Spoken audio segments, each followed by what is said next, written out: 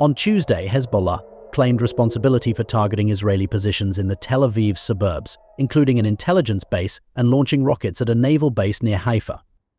The group said it fired a salvo of rockets at the Glilop base of the 8,200 Military Intelligence Unit and later targeted the Stella Maris naval base near Haifa. The Israeli military confirmed that 5 projectiles were launched from Lebanon, most of which were intercepted. This followed Israeli airstrikes on Hezbollah positions in Lebanon, with about 300 strikes reported, including one on a Hezbollah-linked financial firm that eliminated its head. The IDF mentioned that the official had only been in the role for a few weeks, after his predecessor's death.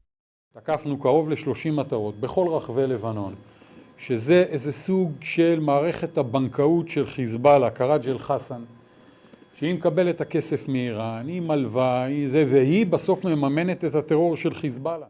U.S. Secretary of State Antony Blinken arrived in Israel on Tuesday to push for a ceasefire in Gaza as tensions with Hezbollah escalates. After meeting Israeli officials, he will visit Jordan the next day to discuss humanitarian aid for Gaza. This is what the White House added. The Secretary will reaffirm the United States' ironclad commitment to Israel's security and emphasize advancing enduring peace and security for Israelis and Palestinians alike.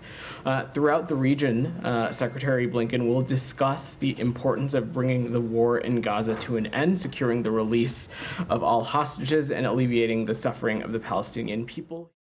This is Blinken's 11th trip to the Middle East since the October 7th attack of last year, and his first since the recent Hezbollah conflict. He will meet with Prime Minister Netanyahu and officials to discuss Israel's response to Iran's October 1st missile attack. Meanwhile, U.S. Envoy Amos Hochstein called for an end to the war under UN Resolution 1701, which previously aimed to withdraw Hezbollah from southern Lebanon. However, Hezbollah has continued cross-border strikes. 1701 was successful at ending the war in 2006.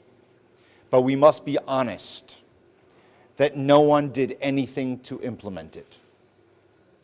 The lack of implementation over those years contributed to the conflict that we are in today.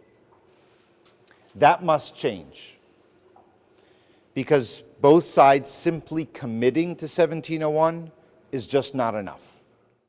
Amid the crisis in Lebanon, Israeli airstrikes killed at least 24 people, including children, in southern and eastern regions. The deadliest strikes occurred in Merouani, Karaya, Babli, and Baalbek, according to Lebanon's national news agency.